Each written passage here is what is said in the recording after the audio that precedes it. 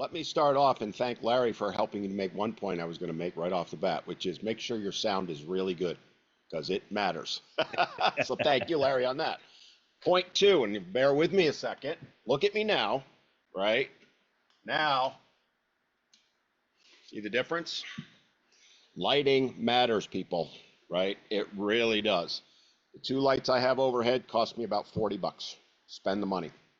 Visual and audio is the key. But that's a separate thing. What I want to get into today is talking about how you can use things like analytics and different other tools and give you some tips and tricks that have worked for me. If you care about men's and boys issues, which obviously we all do, hence why we're here, you got to realize that if we really want to affect change, you've got to be on and using social media to spread your message, whether it's, I don't know, fatherhood, false allegations, mental health, boys falling behind school, whatever it is, or all of the above. You need to figure out how to use the digital media battlefield to get your message across, because that is the public forum now. Social media is where the public is at. And I don't use the term battlefield lightly, as it quite literally is a battlefield. Some of you have experienced exactly what I go through, right? And it's a battlefield in many ways. And that's one of the things I'm going to be talking about and focusing on. And let me explain what I mean by that as well, so that you can kind of help arm yourself to succeed and win. So I'm going to be brutally honest and blunt. I hope that's okay. But when you're talking about men's issues on social media, I would say it's like walking through a minefield in clown shoes, right? They are going to come from you, as some of you have mentioned. They come from me every single day. The algorithms do not like what we're talking about. The platforms are not generally friendly to us. And honestly, one wrong word, one video can get you demonetized, shadow banned, or labeled as dangerous, even though you're telling the truth, right? And on top of that, as many of you know, and I know all too well, the women's groups and women individually are not going to like what you have to say, and they are going to come for you. That's a reality. You need to accept it, you need to deal with it, and you need to just not let it bother you, which is easier said than done. I mean, the things that are said to me, I've had death threats all the way down to, they point out I'm bald on a daily basis, because apparently how many hair follicles you have matter as to your value as a human being. It's literally a daily thing. And it's going to happen all day, every day. Just deal with it, right? It's one of the things I want you to understand if you're going to get into this, is that's what's going to happen.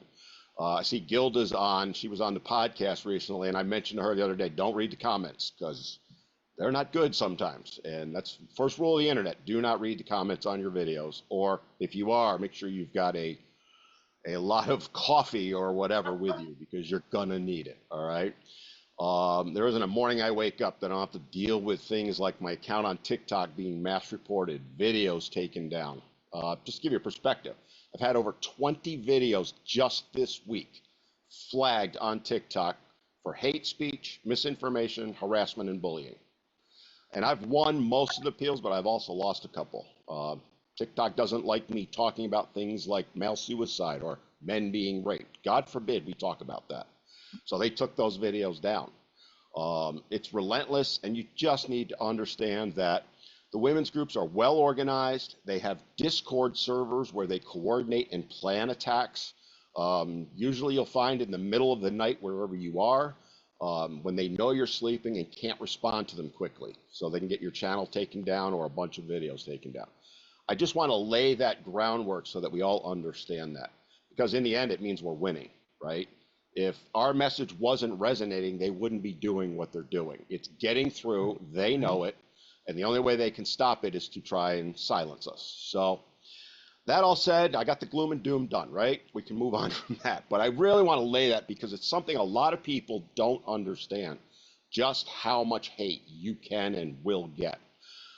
So in my last presentation, I covered a whole bunch of various things on how the platforms work and how you can approach getting your content out there. And I know that's archived, so I'm not going to spend a lot of time on that. Instead, what I'm going to do is shift and show you how you can use the tools the platforms give you to help you improve your presentations, your videos, and also give you some tips and key things to focus on to make your videos better. Like, oh, I don't know, having good sound and having overhead lights or good lights, because they are critical.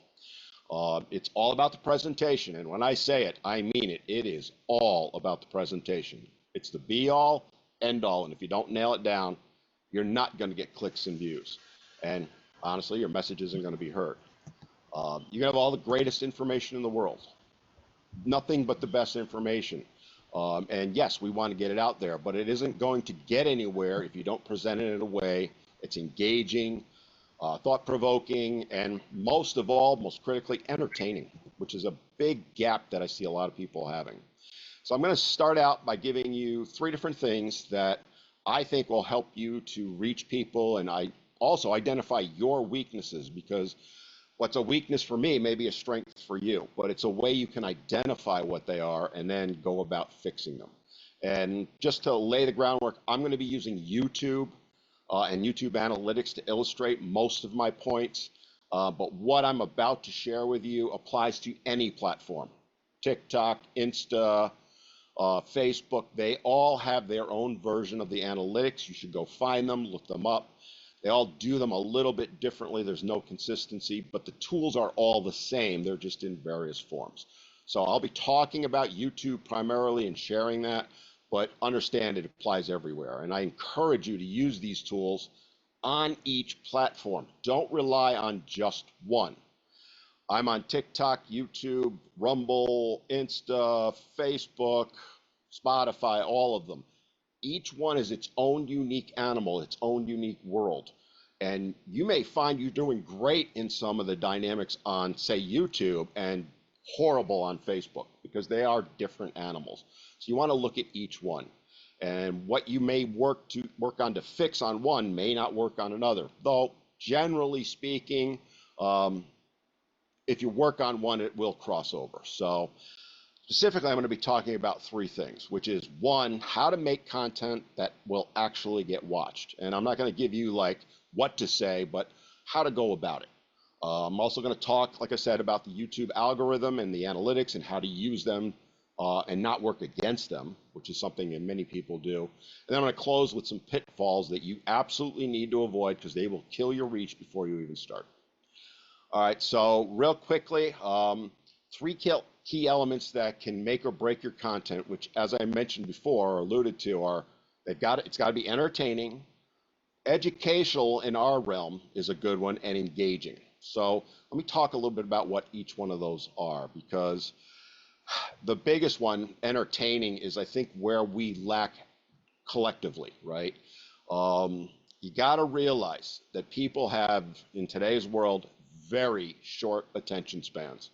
In fact, it's reached absurd levels in my opinion, right?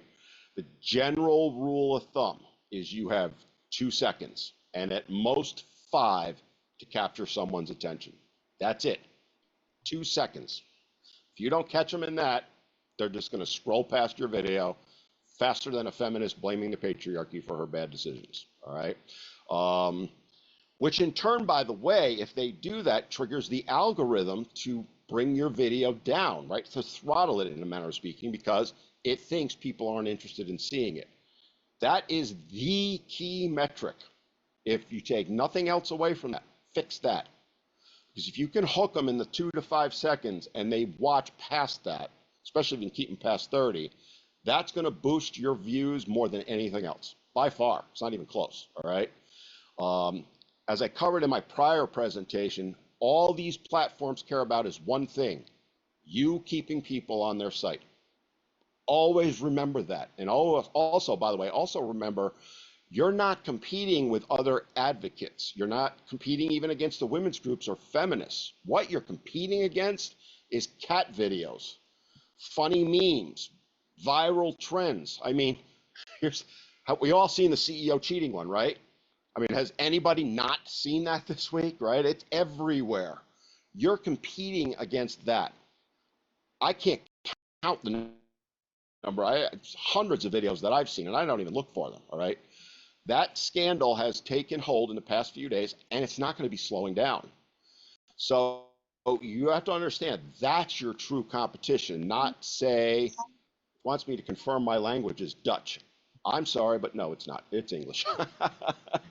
um, that is what you're competing against. That is what you have to understand, that you've got to get through that noise. So as I said, the first and most important thing you need to do is hook people in the 5 seconds, first 5 seconds. So how do you do that? Well, one, be provocative. Start with a bold question or statement or story. Say something that might push the envelope. Even be clickbaity, which I get it. It's frowned upon. People don't like it, but guess what? It works. It leads to clicks and people watching your videos, which is why so many people, including me from time to time, do it, right? Let me share an example of what I mean. So a lot of people will open their videos going, "Hi, welcome to my channel. I hope you're doing well, blah, blah, blah." They just lost the person right then and there, because that's 2 seconds. They're gone. They're not going to watch, right? It's the biggest mistake I see with openings for most people. Hit them right between the eyes with something like, well, one I'm working on now. The opening line of the script is, "What if I told you men are 4 times more likely to commit suicide and no one cares, including you?" Think about how they're going to react to that, right? It's provocative, it's intriguing, it's going to get their emotions flowing. Who the hell's this guy to tell me I don't care, right? What are they going to do? They're going to watch. They want to know what I got to say, and maybe they want to come at me for that. That's how you get them, and that's how you engage them. And oh, by the way, if you piss them off, they're probably going to comment, which gives you another plus, right? So that's what you've got to do. And then you go from there and kind of drive them along. It's playing mind games. It really is. And while you may not like it, you got to do it. And then from there, make it entertaining. Don't just sit and recite facts. Use things like storytelling, humor, visuals, emotional tone. For our particular area, let the passion that you have for whatever it is that you're focusing on, and the pain, by the way, come through. Share it, speak it, show it. Let people know how you feel, and that you feel what you're talking about, not just spewing word salad like you see, I don't know, on the local news or national media, right? And next, I think this is key for our demographic as well, and our goals: be educational. Teach something new or offer an insight, but do so by not following the rest of the people. Go against the norm where you can. Beautiful example of that is that CEO affair that I just mentioned a couple minutes ago, right? I played off of that and used it to point out how, while the guy, the CEO, is rightfully getting roasted, the other woman, who just happens to be married herself, generally speaking, is getting a pass. Yeah, she's catching some crap, but nowhere near the level he is, right? It speaks to the double standard with that. So I did a video on that, which has done very well. I knew that would resonate with my audience, and it addresses that stigma that men face, that we're all cheaters while women are paragons of virtue. Sorry, ladies. But it is. That's the reality, right? Look for opportunities to ride the wave, if you will, and then use those to inform people about whatever your passion is. For example, if you're talking about shared parenting, well, that couple's going through a divorce. You could somehow use that to talk about how you feel bad for those kids and what's coming, something like that, right? Find ways to take those opportunities and work them into your videos, play off of them. And then you can start introducing some of the facts. Just don't be like the teacher in Ferris Bueller, Bueller. Don't do that. Stats help, and often they're the most important thing, but stories are what matters. Stories are what keep people watching. Make it personal for the viewer. Show them how the issue affects them more than anything else, when a lot of times they might think it doesn't. And I'll give you a beautiful example of that. One of the things I do is I work with men to try and open their eyes to the realities of marriage and divorce family court. And I could sit here and recite every statistic that's out there. We all know them. Half of all marriages end in divorce. And while it's true, it's white noise to them. It doesn't resonate with them. It goes right over their heads.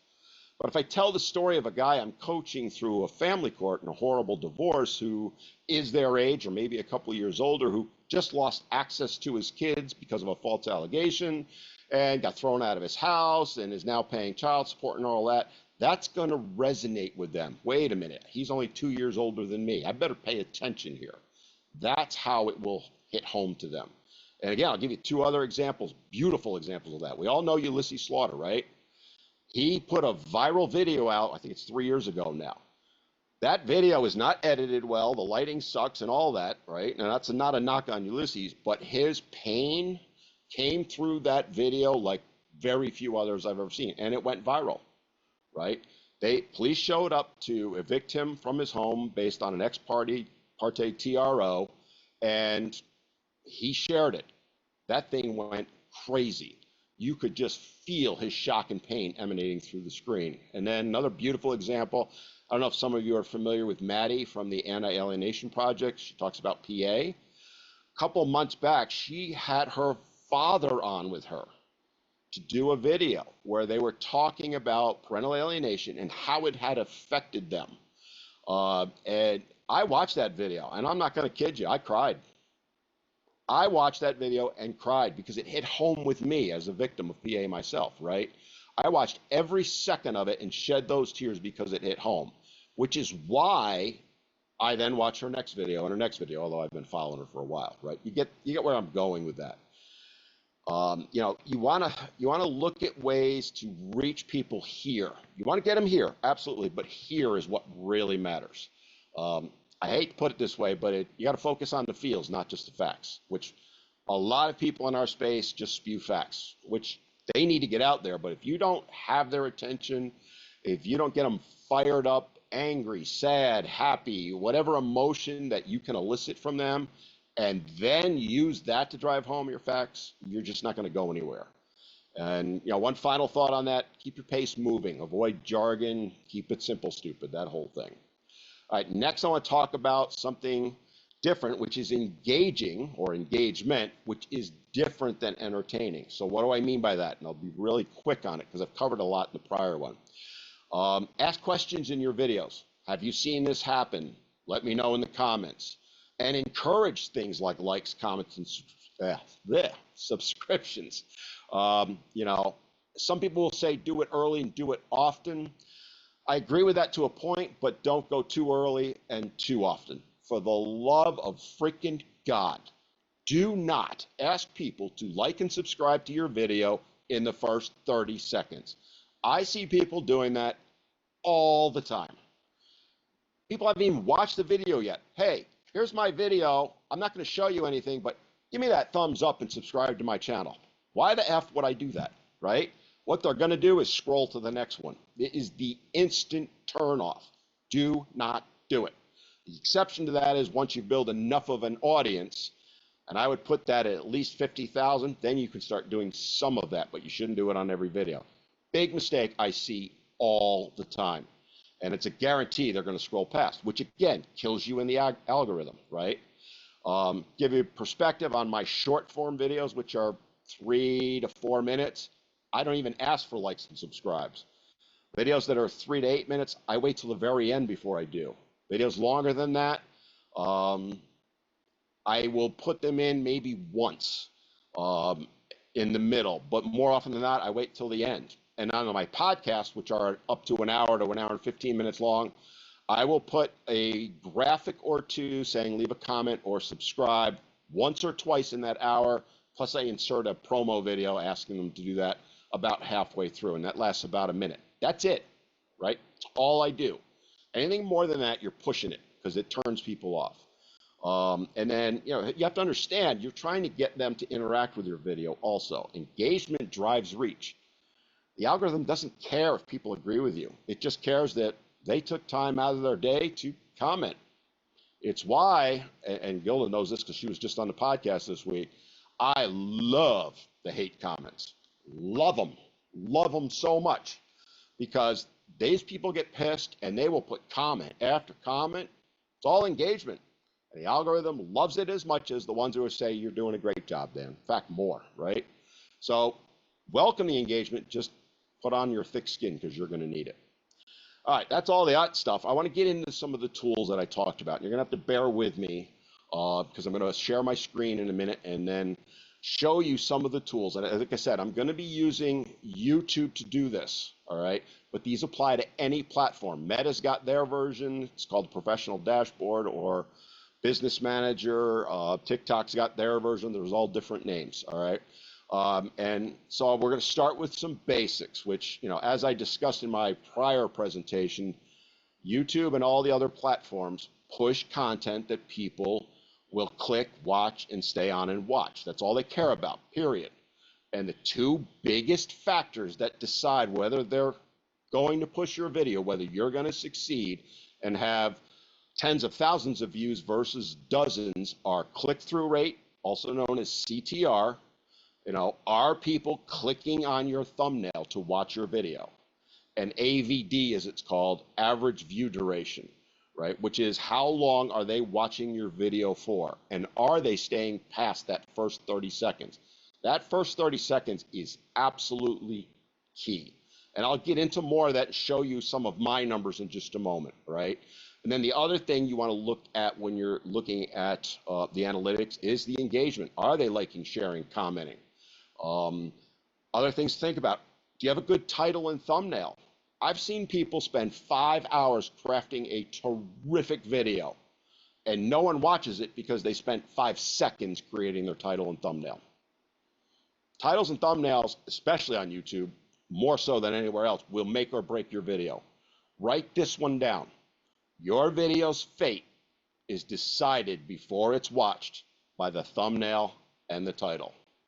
If you don't grab their attention, get their curiosity, they're never going to watch your video. Remember how I said you have 2 to 5 seconds in your intro? You've got 0.2 to 0.5 seconds with your thumbnail and title. That's it. They're going to look at it and go. That's how many times you've been on your phone doing this, right? If you don't grab them, and there's different ways of doing it, through emotion, curiosity, clarity, by the way, right? If you don't grab them, they're not going to watch your video, and it's going to kill you in the algorithm. Perfect example of that, and I'm going to share another one in a minute, but just one popped in my brain. A couple of days ago, I watched a video that a shrink had put up with the thumbnail, just a picture of them, and the title, My Thoughts on Male Depression. The only reason I watched it is because I happen to be writing a script of my own on that very topic, right? So I watched their video to see if there was something I might be able to pull off of it or that. Other than me and about 2 dozen other people, no one else has seen a second of that video, and it's been out for months, which was too bad because it was an absolutely amazing video. Well crafted, well spoken, educational, engaging. The bad thumbnail and title killed that video before it had a chance to grow, right? A better title for something like that would be off the cuff, Why No One Cares When Men Cry. And then maybe you have a picture of a guy crying in the thumbnail and you as the host on the other side, right? That's going to resonate, get those emotions. Why is this guy crying? I'm looking at a picture. What's the title? Oh, wait, I'm going to go check that out, right? And that's just off the top of my head. I could probably craft something better. So along those lines, I'm going to go ahead and start sharing my screen and kind of show you some things and why it matters. So bear with me a second here. I'm going to make sure I get the right one. And Gilda's going to go, wait a minute, that's me. All right. So as you can see, can everybody see the screen okay? Somebody say yes because I have you blocked. So I brought this one up on purpose, right? So I have 3. No, we cannot see the screen. Well, we don't see it, Dan. You don't see it. All right, No. hang on. Why aren't you seeing it? Oh, wait a minute. I hit the wrong button. How about now? Almost. Yes. Yes? Yeah. Okay. So let me just, I'll leave it on this monitor because when I moved it, it's probably when it broke. So you'll see on this, right? And the reason I pulled this up, I have one of my thumbnails. I have a good friend of mine who runs the Million Man Project, and I have Maddie. So if you notice the difference in the thumbnails. So Alex is my buddy who runs the Million Man Project. If you look at that thumbnail without knowing anything, what's that video about? You don't know. It's some girl looking at a bunch of guys running away. What the hell does that mean, right? His title's good, Why American Women Aren't Wives Anymore, but there's nothing conveyed in the title about what it's about. It's got 125 views in a day, right? Maddie's video over here, right? Notice how she's got her on there. She's got the person that she's interviewing in this particular case, and how to talk to your alienated kid. So again, she's very niched. So that is going to reach her niche. And then you've got this lovely, gorgeous woman over here, right? Who was on my podcast this week. Now, The problem with that thumbnail, I'll tell you right now, it's too wordy. There's too many words on it, right? But it's a podcast, so that is designed to be that way. My regular videos, I don't know if one will pop up here, but well, there's my other show. There's Boy Meets Squirrel, 78 views on YouTube, but that's not our main focus, right? So you can kind of see where that matters. Short, sweet wording, 3 to 5 words is the ideal. This one here, which I don't know anything about, this is worse than ghosting. What is? I want to know what the hell's worse than ghosting, right? Grabs your attention and gets you going, all right? And I'm going to show you another example, and this is not to pick on this guy. He's not in our niche, all right? But this guy, I want to show you why subscribers doesn't matter. He's got 140,000 subscribers. His thumbnails are so bad, he's averaging about 1,000 to 1,500 views per. What the hell are any of these videos about? Update on things. Well, that's nice. Update on what? Why would I watch that? Right? And I'm not trying to pick on the poor guy, but it shows you how subscribers don't really matter. Right? It's what is this video about? Why should I watch it? I got 0.2 seconds to look at his thumbnail. This guy might be the greatest thing since sliced bread. I have no idea. I wouldn't watch his videos, right? That's what I'm talking about, guys. All right? All right, so that's that. Let me switch to me now. I'm going to move my screen. Can you still see it? Everybody can still see it? Yes? All right.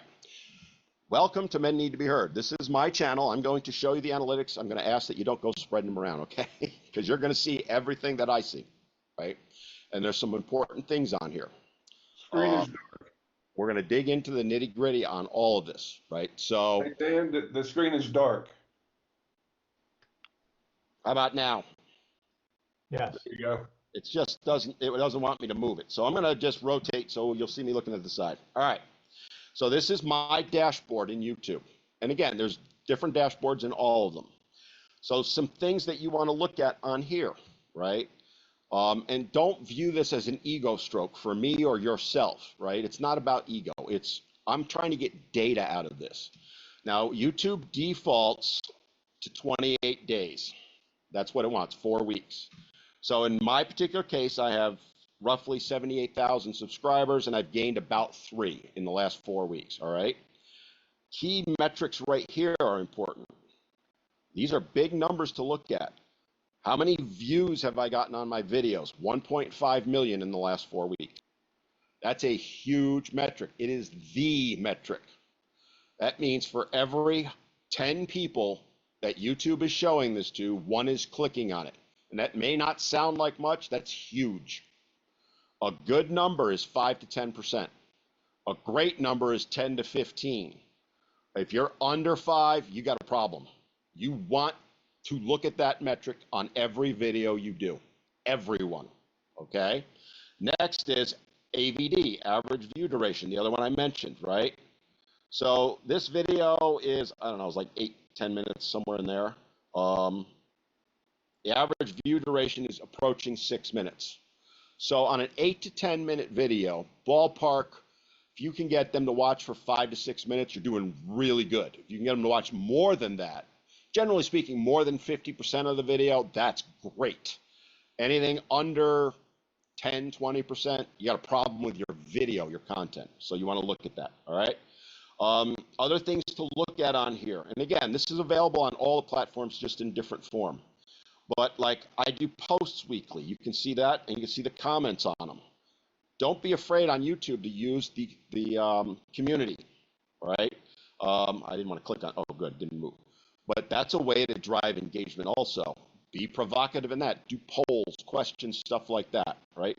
Your comments will show in here. All right, now let me flip to the content real quick. I wasn't going to cover this, but it's a good opportunity. So you can kind of get an overall here on how your videos are doing, right? So for example, now don't pay attention to the top one. That's an upcoming podcast I did with Warren Farrell, all right? So that's not out there. That's why it's zeros. Post Sunday. But like the Pay Us What You Owe Us video. Now these numbers are not updating in real time. There's about a 2-hour lag on it. So when it last updated, which was probably at 9 o'clock, it had about 7,000 views. And now we know it's almost 12. So it's gaining 1,500 to 2,000 a thing. One I did yesterday, which was has gotten 14,000 views. The podcast with Gilda is about 2,500, which is phenomenal for a podcast, by the way. The longer your videos are, the less views you're gonna get, unless you're Joe Rogan. Okay, Joe Rogan's the exception, or Theo Von. But you can kind of see, right? The Kiss Cam video, the one I talked about, 31,000 and counting, right? You want to look at these numbers. More importantly, see these right here? I'll highlight the 620. That's how many comments were made on it. This right here, how many likes did you get, or non-likes? So 2,500 liked it, 1,500 or 15 didn't. Those matter. I don't care whether they liked it or not. What I like is that I've got 2,500 people that took the time to click on it. That matters, all right, to say they liked it or didn't like it. You can, real quickly, you can do the same thing with shorts, right? These are all ones I have lined up, but you'll see the same metrics there. Those matter. You want to look at them. All right, let me get into the analytics because that's the main purpose for all this. Now, again, up here you'll see it defaults to 28 days. I don't recommend looking at it that way. I tend to use the year to date. That's my metric, okay? A lot of people, and I don't necessarily disagree, use 90 days because you can have a bad month. I'm actually having a bad month in July, and it may skew your view, right? So I know I'm going really long here, but I want to cover some of this stuff because it's critical. So I'm going to go back to the year views. So over the year, I've got 9.9 million views, 550,000 watch hours, 30,000 subscribers, and yeah, you can see the money I made, okay? These are the important metrics. And then when you start looking at them, it'll give you the breakdown. I'm not going to spend too much time on an individual one. You want to look at this. How's it trending? The AVD, the average view duration, you can see the numbers there. Remembering, 50% is your metric to go for. And you can see most of mine aren't hitting that. And look at what I'm doing, right? So, again, that's something I'm looking at and what I should be looking at.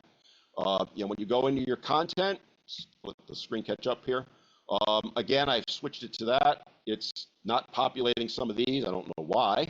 But you can see how the subscribers gained, how many videos I've put out. So I put out 210 videos so far. The total views, the typical views. So my average short gets 13 to 18,000 views. My average video, 5 to 20,000. Those are the numbers you want to look at. Those are the numbers that matter. And this one right here, that's why I wanted to scroll down, is the most important one. YouTube has shown this to 80, we'll call it around to 85 million people, right? I've got an overall 6.7 click-through rate, which is good, not great. 10% is great. My average AVD is 4.18, which is on the higher number. That's on the higher number. And then the other thing, I wanted to show this because I know you guys are all hyped up about it. Hashtags, see that right down there? Right there. That line right there. All right, let me go back because I didn't mean to click on it. Dominatrix. How are my videos getting shown by searching for Dominatrix? Wow. Sorry, guys, I don't know where that one came from. Let me go back. Now I went off. That kind of threw me for a loop. I'm not gonna lie. That was a good one. Apparently, I reached. I don't know. Let me go back because I did want to. Well, I don't know where it is. I'm gonna stop there. But my hashtags through hashtags is like 0.002% of my total views. Hashtags do nothing. They do nothing. All right. Focus on your content and the other things that I talked about. All right, I'm going to stop the share, and I only got one more thing I want to talk about quickly, which is other things to think about real quick. So your post timing and consistency. YouTube in particular, but all of them reward consistency. Pick a posting schedule and stick to it. Mine is twice a day. I post at 6 a.m. and 3:30 p.m. A long form at 6 a.m., a short form at 3:30.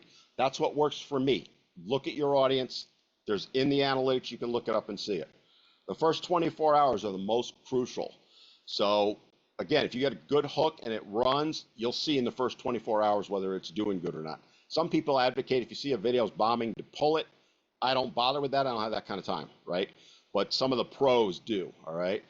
And last but not least, real quick, I want to cover the things not to do because these will kill your channel immediately, all right? So there's what's known as the language traps, especially in our sphere. So certain words, rape, sexual assault, suicide, domestic violence or abuse. Back in the day, the pandemic words, vaccine, COVID, plandemic, words like that. All of them can trigger demonetization and suppression, which is why you hear people use code words. So SA instead of sexual assault, unaliving instead of suicide, false claims or family court weaponization instead of false allegations. It's absurd, right? It's completely ridiculous. We all know what those words are, but they don't like them and they don't want you using them. For God, do not put them in your titles. That will kill your video faster than anything. It's not our playground. We got to play by their rules, right? The other thing I'll mention is, and I don't see most of us doing that, but don't use a lot of profanity in your videos, okay? Look, I swear with the best of them, especially if I'm on a football field or powerlifting. But in my videos, I don't drop a lot of F-bombs. Once in a while I will, right? YouTube, Meta, and TikTok have all gotten stricter with this because they don't want kids seeing it. Even if you flag your content as 18 only, they're going to hold you back. Too much swearing, especially early in the video, will age restrict your video and limit or stop ads if you're running them. And like I said, for damn sure, do not put it in the titles. Do not put it in the thumbnails. I've learned that. I used B, the number one, TCH instead of bitch, which is a relatively minor word. That video got killed. I think it did less than 100 views. Instantly, as soon as I put it up, right? I knew there was a problem. Took it down, put it back up. That was one of the rare exceptions that I did that, and the video took off. All right, and if you get monetized, you have to check off in YouTube whether there are swear words in the title or if you use them excessively. They're looking for it. The only ones that can get away with doing it are the Joe Rogans and Mr. Beasts and all them. Instead, do what I do. Get clever and instead of being crude. You know, if you watch my videos, you see I load them up with tons of snark, sarcasm, and satire, right? It's to drive home my points in funny ways rather than F-bombs. And some of the lines I use trigger comments from people who laugh at them. And I'll give you a real quick an example. I recently did a video where I used the line manatees in crop tops. I have had probably 50 comments laughing at that phrase. And I came off the top of my head, right? But it drove, people laughed at it so much, they used it and they commented on it. So, and then the final thing, copyright. Do not use copyrighted music anywhere, right? So, you know, Summer of '69 by Bryan Adams will get your video taken down like that. AC/DC, like that. There's a whole list of ones. They're known as blockers, all right? Don't use any copyrighted music at all. And if you're going to use any, keep it under 5 seconds. But even then, you're risking it. You can claim fair use. And that's, you know, those guidelines, well, they're about as murky as the Mississippi after a hurricane, right? Don't do it. Use AI to create music. That's your best way to do it. All right, I could go on for another 3 hours on all this, but there thanks, it is. Dan. We appreciate it. We're going to hold this open after 12 o'clock in case people want to stay on and ask questions. But I would like to go to Larry to make his presentation on how to make video playlists. Larry, you're raising your hand. Yes, I'm going to break down a 15-minute presentation into like 3 to 4 minutes to supplement. Dan, thank you for taking up my invitation. I'm so sorry to take up your time, though, Larry. Do not apologize at all. I've got nothing but gratitude for you. You more than delivered exactly what I wanted you to do. And here's my comments. Since Dan presented earlier, I think twice, once on March 12th, and then a second time at another presentation like this, I've had the pleasure of trolling and watching Dan, his great presentations or his great videos, and also having some private one-on-one conversations.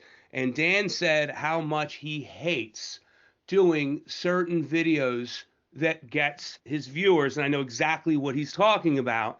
He puts up a beautiful influencer woman who is complaining about men, and he looks at her and then shakes his head and then gives feedback.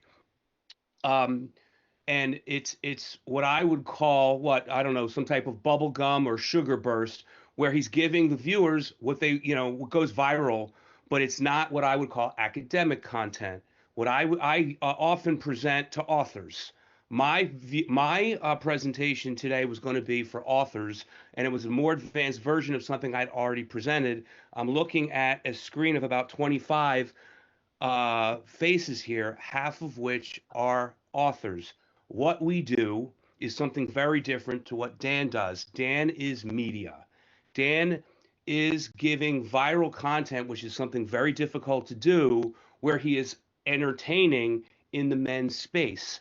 What we are doing is something very different. We need to do more what Dan does to go viral. And Dan says how much he hates doing what he is doing most of the time.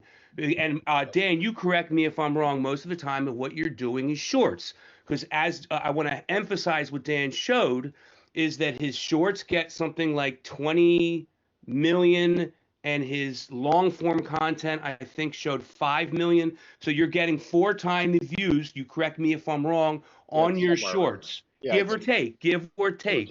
Yeah.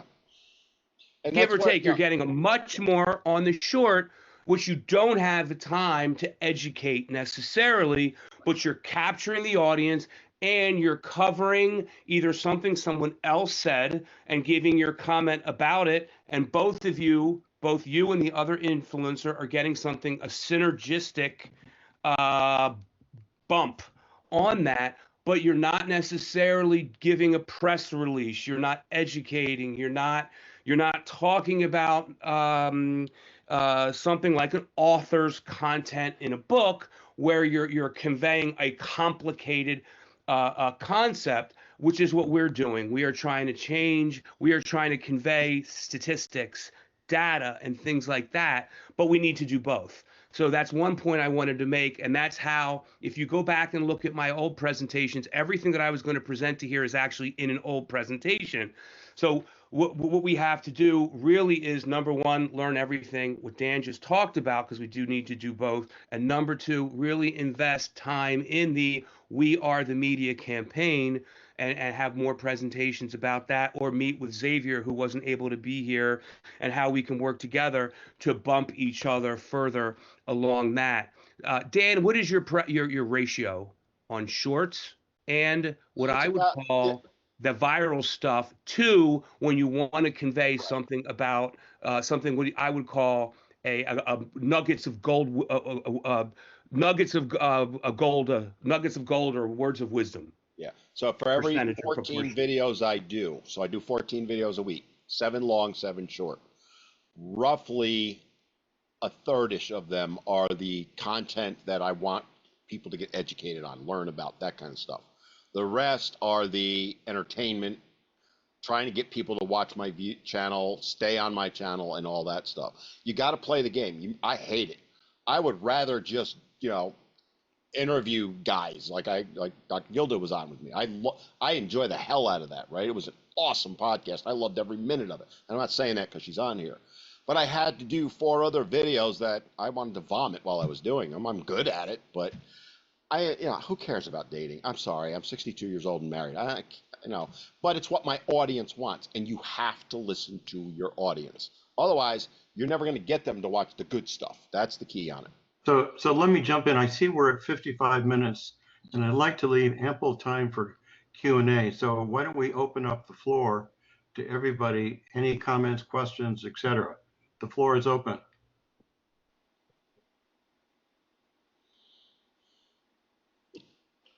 None. Come on, I didn't do that good.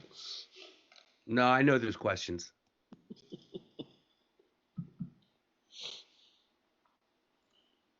If you had to pick a platform to start with, what would you start with? YouTube. 2 years ago, I would have told you TikTok. TikTok is dying. It's hemorrhaging people. Some of that's due to the ban, but YouTube's what I would advise for all of us, especially in our genre. It's just so overwhelming to see it all, and it's just overwhelming. It just scares me away. What scares you? The amount of work and discipline and consistency of it. And that's a fair point. Yeah, Bob asked me earlier how much time I spend crafting videos. 8 to 10 hours a day. Okay. That's scripting, filming, editing, and uploading. 8 to 10 hours a day, 2 videos. Joan, you had a question? I just want to say the reason no one's got any questions, you did a phenomenal job. Oh, well, thank you. But I welcome the questions. I'll stay on as long as people want. So if you really want help, let me know. Dan, I'm Larry, talking from Denmark. I would like to know what is the cost for you to set up this? What is the cost for setting up this? So to be able to do it, Yeah. so it can cost you next to nothing. I just unplugged my phone. You got one of these, right? Yeah. There's people making millions of dollars a year with just this and posting videos. That's all you need. My setup is much different. I was telling Bob when we came on, I have 4 monitors. I have a teleprompter. That's what actually you saw me reading from my bullet points. When you see me doing this, I'm actually reading bullet points that I have up there, right? Okay. Teleprompter cost me about $300. It was the best investment I ever had. Overhead lights or good lighting, ring lights, whatever, $50. A good microphone or 2, right? You can kind of see I turn my lights off because they're hotter than hell. But you can see the difference in that. So I would spend my money on, if you're going to use a camera, a good camera, I use a Brio, which was $150. It films in 4K, does great. My lighting, as I talked about, was about $50 for 2 overheads. They're not that expensive. And they're LEDs. You can get the box lights that photographers use. I used to use those, but they're so bulky and huge, I was able to get smaller. $50 for that. A good mic, the mic I used was $80, somewhere in that range, 50 to 100 for a decent mic. You can spend way more or way less on any of these, but that'll get the job done for the most part. Software-wise, I use Filmora for my editing. There are a million editing programs out there. The only one I will tell you not to use right now is CapCut, and I loved CapCut. But CapCut updated their terms of service, and now they have the legal right to take your raw video footage and use it as they want. So if I were to edit a video, let's say, my kids came for vacation and my granddaughter's with me, and we went to the beach and I filmed a video, and I upload that raw data to edit it, CapCut can then use it to make their own videos. I ain't doing that ever. I mean, that's insane. So no CapCut. There's DaVinci Pro, which is free. There's a paid version. There's so many of them out there. Adobe's got some and all that. Find a good editing and understand there's a learning curve with all of them. But I have to jump in here though. You're asking Dan what he uses. Starters, you do not need to spend that money, please. Right here. You do not. It's like asking Brad Pitt, what did you go for acting school? Go free first. Get started. Do not spend until you've done some stuff. You go budget when you start. Then do a few videos. Right here. Thank you, Dan. This is the best tool. You already have one. You don't need to spend the same. In fact, most of my shorts that you see are in vertical form. This is what I use, not my setup. Okay. And then you're editing on the phone and everything else? Yes. So again, I have Filmora, which has both mobile and computer-based. There's several mobile ones out there, including free ones. Understand you're not going to get as much functionality if you don't pay for it, but you can get the job done and it won't cost you a dime. DaVinci is the best of the free ones that I'm aware of. Part of my presentation was going to involve editing software where you can actually edit with the words, with a transcript. That's what I recommend. Free editing software that edits transcripts for any beginner. You do not have to edit footage. You edit transcripts, and it pulls the transcript or the footage with the transcript. That's what everyone should be using, and there's a whole bunch available there. That email me when you're ready to get started. If you're getting started, there's a whole bunch. There's a bunch of AI programs that for editing too. Just check them before you release them, because you might have something in there you don't want. And so I understand, Uh, Larry. I mean, so you put in your transcript and then you load up your video and it aligns the video to your transcript. You upload or you record the video on it, or you upload a video into something like StreamYard or something like that. It gives you a transcript, and you take out the words and or what you don't want, and then it removes the footage that you didn't want, just what you want left.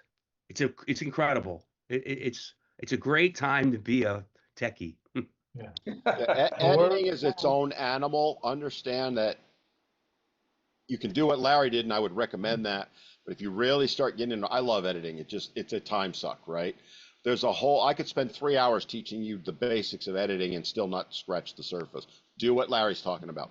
Go with the easy way When you're starting. when you're starting. Well, thank you, Dan. We're a little bit past 12. What we'll do is close out this segment. If people need to leave, they can. If not, we're going to keep it open for another 10 minutes or so. I'll stay on as long as anybody has questions. But So appreciate it. Thank you, Larry.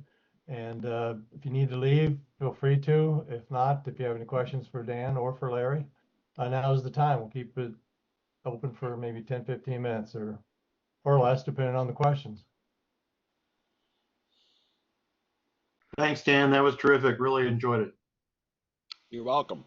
Thank Hopefully you, it Dan. helps. Sure does. So Dan, you've been in the space, what, 30 years? I've been in the space for 30 years doing the videos and stuff for about 5. Wow. I used to do mostly writing. I wrote for newspapers, magazines, that kind of stuff for a while. A few other places. I did TV and radio. I had a TV show and a radio show called The Family Forum, where we talked about men's issues back 25 years ago. But as far as using social media, I started during the pandemic because my gyms that I owned were all closed. So I said, well, what's this newfangledy TikTok-y thing? Let me get on that. And then I started making videos, and next thing I know, I had 250,000 followers. And then I made the mistake of using the term plandemic in a video, and the account was killed instantly. That's why I said you got to be careful with the words. Yeah. And now I'm on my 4th account with TikTok. Men need to be heard 3, and that's at 300 whatever thousand. Melanie, you have a question? Yeah, Dan, do you know anything about these programs where you can present a transcript and they make a cartoon from Yes.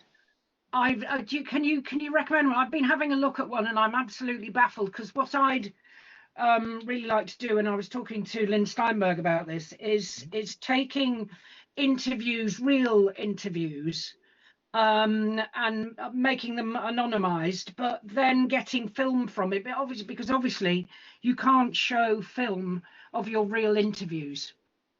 Yeah, what you're talking about is a faceless video, I think. So there's a wealth of different programs that are out there, including AI ones. I use Filmora, as I said. It has a component built in it. DaVinci does. Adobe Premiere, there's a bunch of them. So they're out there. Understand there's a bit of a learning curve with them. There's also, I haven't used it for video yet, but like if you want to create a meme off of a script you wrote, ChatGPT will create a picture of that. So like if I write a Facebook post, say, because I do try and do one of them a week, which is also becomes my blog, I will dump my edited script into ChatGPT or Grok, usually both, and say, create a meme for me for this. And you'll have it in a couple of minutes. And that's with the free version. You get the paid version, you'll get it faster. So they're out there. I consider them easy to use, but I'm very techie.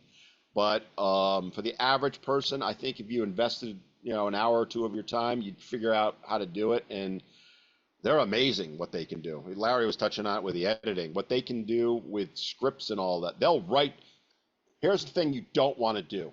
Do not use AI to write your scripts for you unless you're going to go in and edit them yourself, because you will sound like a robot. Yeah, I've seen that already. Now, what you do is I write my scripts and dump them in and say, tweak these, right? So it'll take out extra words and all that.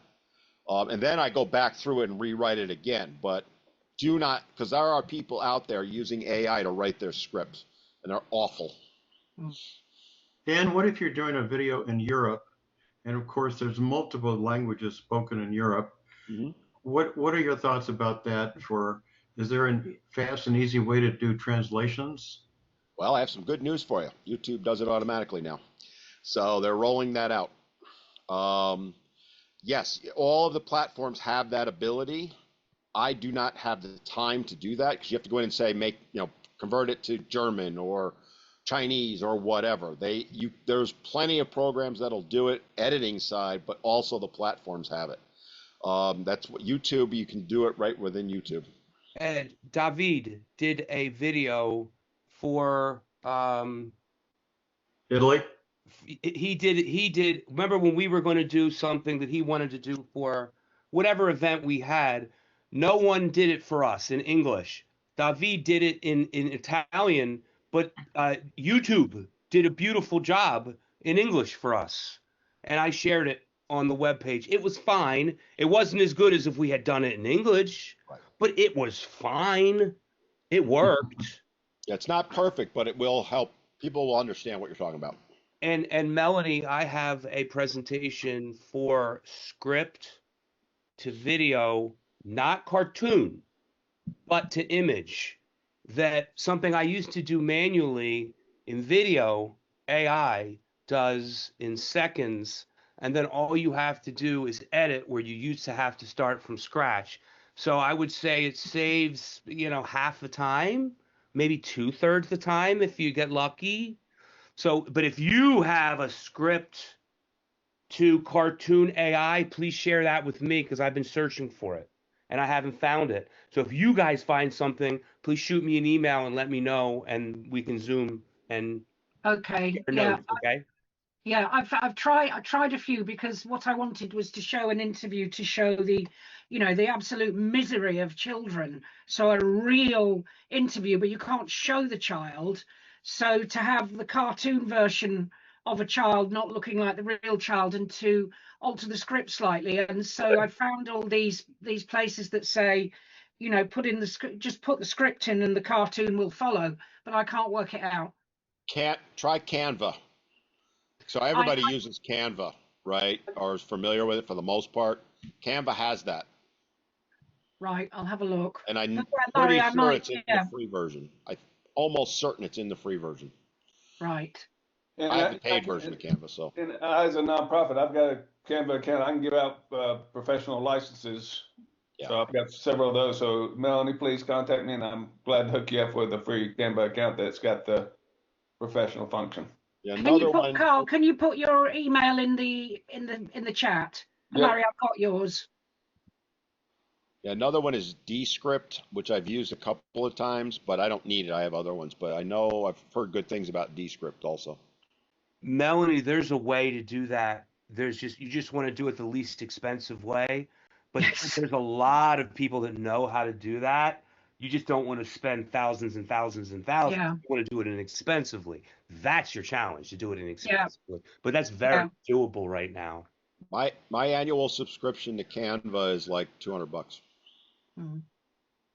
And I make all my thumbnails in Canva. If I need B-roll, I didn't talk about B-roll at all. B-roll is like stock footage that you want to implement because you mentioned like you don't want to show the kid. So you want to grab what's known as B-roll. You can get it for free in Canva if you are paid. And I think it's $180 a year. And then you don't have to worry about copyright strikes too. Do not go on Google and grab images or videos and put them in your videos, because you can get copyright striked for that, and they will take your account down and you'll never get it back. And I've got a lot down on Families Divided TV. Most of my webinars have got bits of film I've grabbed off YouTube, and they're still up there. But what I didn't realise is that poor Elaine Cobb was busy paying YouTube to put them up there, so they're all there. Yeah. And I was hoping to go to PASG and show some clips, but I'm not making any money from them. Yeah, be careful with it, because I have people who will take my videos and upload them to their channel verbatim with no changes, and I will issue copyright strikes on them. Oh, They're wow. taking my content. It's like taking, you know, Dr. Gilda's book and me changing the cover to pretend it's me and going out and selling it, right? Or giving it away and claiming it's mine. That is copyright infringement. And let me tell you, YouTube will drop the hammer on you so fast it isn't funny. That's why you got to be careful. But Canva has so much of it, much of which they draw from Google, but they have a license for it. So you're covered. And there are other, Pixabay, there's a whole bunch of them. When somebody uploads one of your videos, do you get notice of it, obviously? Yes. YouTube will put there's a thing called copyright that's in your dashboard. So like right now, because I did them the other day, in the last few days, I've got 6 people have taken my videos. Now, if they're using a part of it, like let's say Larry took, because he did, right? He took part of our podcast and made it into shorts. I don't care. Yeah, I had Never going permission. to issue a strike on that, right? Yeah, I had permission, of course. You had my permission, but even if you had done it and then interacted with it, I don't have a problem with it because you're actually promoting me, right? It's when you go on and pretend to be me, or you're trying to use it to make your own money, then I will strike you. And that's why the bands like AC/DC, Bryan Adams, Tom Petty back in the day, the worst one is the Eagles, right? You use their music, they're going to strike you so fast because they pay people to sit on the internet and look for it. So here's a trick, Melanie. When you want to borrow, I call it borrowing. When you want to borrow someone's content, what I actually do is look at the channel. If the channel only has 50 subscribers or 100 subscribers, I know that they do not have a partnership. They need 4,000 hours and 1,000 subscribers. So I know that they're not making money, and I know that they don't care. Because I used to borrow Vivaldi tunes, and I would take a high school orchestra that was playing Vivaldi. Now, if that was the London Symphony Orchestra, they're copywriting their musicians. So I wouldn't bother with theirs because they have that copywritten. It's the instruments that are copywritten. But I know a high school orchestra playing non-copywritten music. I borrowed that music because I know it was safe. They can't track it. So it depends upon, and Ed, that child getting slapped. You and I just looked at a child being beaten by a girl, a woman. It was really dramatic. There was no one that had 12 views or something. I got lucky finding that, but I knew it was safe because that was just put up by a bunch of kids playing around. They're not, there's no one famous there. There was no way of that being tracked, nor did they care. So the chance of that was nil, of that ever being found. So and there's no way to find something like that. It was worth so much more to us than it was to that group. So we put it and got away with it. So you make a judgment call. It's a risk benefit analysis. If there's a piece I'm going to clip a bit of, I've taken it off YouTube, a bit from Dumbo. Oh, Disney. Dumbo has got Disney will punish you. No. Now, what you can do, you could reach out to them and say, "Hey, can you?" They'll never answer you. They'll never answer you. They will not a chance, and they're going to say no if they do. But I'm saying, just generally speaking, right? If let's say Larry wanted to use part of my podcast for a video, he could send me an email and say, "Hey, do you mind, Dan, if I grab this part of it?" I'm going to say yes, right? Do not F around with Disney. But I'll tell you the workaround.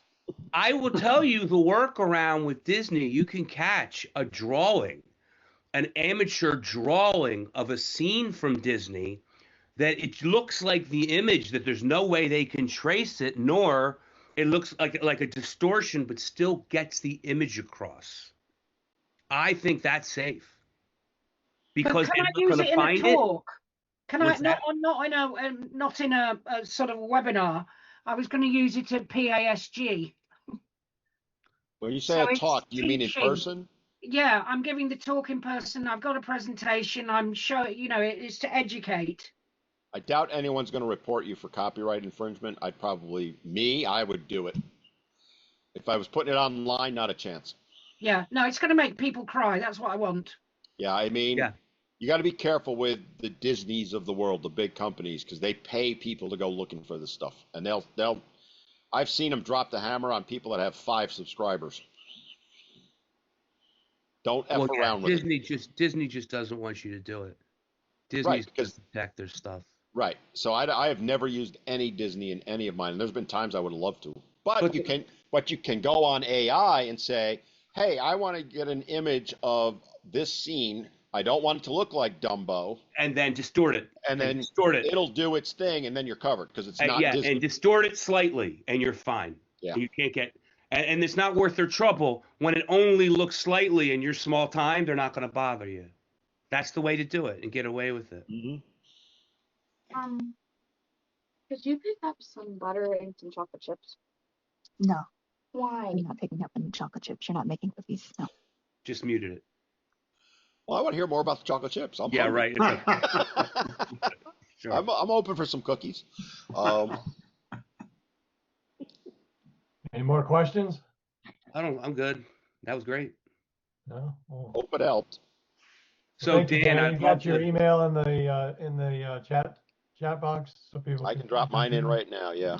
Okay. Who has so that? Dan, it occurred to me a way for us, for ICMB and Davia to get big is to get a list from you of female podcasters that if a group of us captured their videos like real militant feminists or something and then commented, like everyone take turns commenting, that could boost us. Or I would do that. Well, here's the thing. So obviously, I do that, right? I call them my give and takes. All of those videos are sent to me by people. I don't go looking for them. I get anywhere from 1 to 200 videos sent to me a day, and then I grab a couple and use them here and there. The thing you got to be careful with, right, is if you notice on those videos, there's no identifiers. Because like people will grab a video off TikTok and it's got the person's name on it, and you use that, and then your followers go and harass that person, they'll take your account down for harassment and bullying. Well, I thought you had to give accreditation. I thought it's written in the terms of service for TikTok, Instagram, and all of them that it's fair game to use. So isn't that plagiarism? What do you mean? Like if I take their video and put it up and play off of it? Well, to do a duet. Isn't that called a duet? No, duets are different. Duets would be if I took your video, right? And I, film myself watching your video and then interact with it somehow. Like I thought that's exactly what you were doing. No, my videos, what I do is I'll grab a video that a follower sent me and I carve it up. It's not the whole video, if you notice, right? Right. Then I interact with it. So they don't get their video isn't getting any algorithm boost from those? Nope. Oh, we can plagiarize videos on these. It's not plagiarizing because it's built into the terms of service that it's okay to do that. Now, if you take it verbatim and post it as yours, that's where you're violating. But if you post it, it's called, some people screen grab it.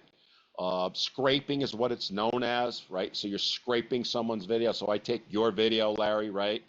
And then I carve it up and interact with it. I mean, half my videos on my channel are that. That's okay. They don't know that you're doing it, Dan. No, they don't.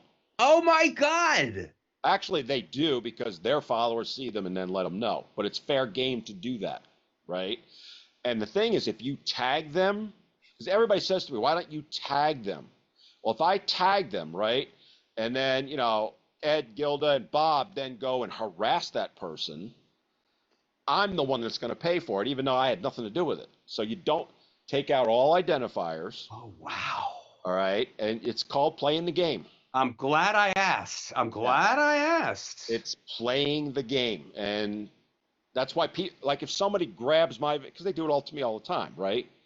And uses it. Like I just happened to pull up the thing. Like I have people that have used like 10% of my video. I'm never going to do anything about that. I may not agree with it, but it's also driving people to my, because they left my trademark on there. Now my logo is trademarked. So sometimes I have to protect it, right? But generally speaking, it's called scraping, and it's fine to do because TikTok, ByteDance specifically, Meta, YouTube, all of them have it in their terms of service that they're not going to do anything about it. So we can do this in YouTube as well. Just make sure you don't just take it verbatim and post it, repost it. It's called No, fair. it's clear what you do. Yeah, it's You fair take- use. It's You known as take fair 20, use. you take 20 seconds, and you Yep. let them, that you trigger your whole video over Off of that. 20 Right. seconds of, what would you call it? Incendiary language or incendiary Just reacting to comment. something they said, right? Yeah, something that's really inflammatory, anti-male or something. Like if you want to, I'll give you an example that's outside of our realm. So, there are different music creators out on YouTube. Rick Beato's one that I follow, School of Rock. There's a bunch of them, right? They will react to music. So if you watch them, the Charismatic Voices one, so she'll take a video or a piece of music, play part of it, and then give her opinion as a vocal coach, or Rick does it from other things, right? That is called fair use. That is legal to do. There's nothing they can do about that. They try though, right? They'll put a copyright strike on them, and then if you, like Rick Beato just posted a video about all of this. He pays a lawyer every single day to fight the copyright claims. All right? We don't want to get into that. We don't have that kind of money, right?